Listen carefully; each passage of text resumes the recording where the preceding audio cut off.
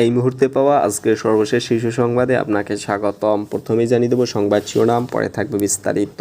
জানাবো বড় দলের ভোট বর্জনে ভোট কম পড়েছে বললেন সিইসি। থাকছে কেন্দ্র থেকে ব্যালট বাক্স ছিনতাই, পুকুর থেকে উদ্ধার এবং আর থাকছে হাটহাজারীতে 2 প্রার্থীর সমর্থকদের সংঘর্ষ, 2 জন গুলিবিদ্ধ, আহত অন্তত 15। শুনছিলেন সংবাদ শিরোনাম, এবারে বিস্তারিত। বড় দল ভোট বর্জন করে ভোটারদের নিরুৎসাহিত করায় উপজেলা নির্বাচন জনগণ ভোট দিতে আসছে না বলে মন্তব্য করেছেন প্রধান নির্বাচন কমিশনার সিইসি কাজী হাবিবুল আউয়াল। মঙ্গলবার দ্বিতীয় ধাপে উপজেলা নির্বাচনের ভোট গ্রহণ শেষে সাংবাদিকদের কাছে এ মন্তব্য করেছেন তিনি। সিইসি বলেন, একটি বড় দল ভোট বর্জন করে ভোটারদের নিরুৎসাহিত করায় উপজেলা নির্বাচনে জনগণ ভোট দিতে আসছে না। এটা রাজনৈতিক সংকট। আশা করি আগামীতে এই সংকট কাটিয়ে উঠবে। ব্রাহ্মণবাড়িয়া আখাউড়া উপজেলা পরিষদ নির্বাচনে ভোট গ্রহণের শেষ মুহূর্তে কেন্দ্রে ঢুকে ব্যালট বাক্স ছিনতাইয়ের ঘটনা ঘটেছে।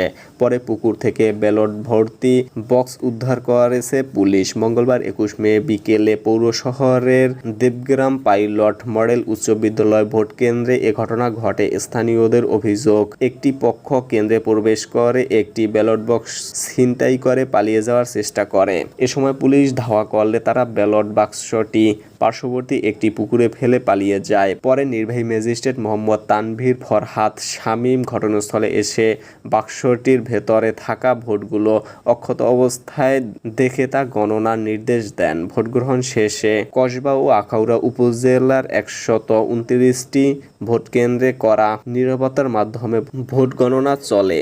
চট্টগ্রামের হাটহাজারী উপজেলা পরিষদ নির্বাচনে 2 প্রার্থী সমর্থকদের মধ্যে সংঘর্ষের ঘটনা ঘটেছে। এতে অন্তত 2 জন গুলিবিদ্ধ হয়েছেন। তাদের চট্টগ্রাম মেডিকেল কলেজ হাসপাতালে ভর্তি করা হয়েছে। এছাড়া আহত হয়েছেন আরও অন্তত 15 জন। মঙ্গলবার 21 মে দুপুর থেকে উপজেলার ফতেহপুর ইউনিয়নের জোবরা পিপি উচ্চ বিদ্যালয় কেন্দ্রে দফায় দফায় সংঘর্ষের ঘটনা ঘটে। গুলিবিদ্ধরা হলেন ঘোড়া প্রতীকের সমর্থক মোহাম্মদ আরিফ ও মোহাম্মদ করিম। তবে তাৎক্ষণিকভাবে আহত বাকিদের নাম পরিচয় জানা যায়নি। জানা গেছে, চেয়ারম্যান পদের মোটরসাইকেল প্রতীকের প্রার্থী রাশেদুল আলম ও ঘোড়া প্রতীকের প্রার্থী সোহরাব হোসেন নোমানের সমর্থকদের মধ্যে বাগবিতণ্ডা হয়। এ সময় দুপক্ষ ধাওয়া পাল্টা ধাওয়ায় জড়িয়ে পড়ে।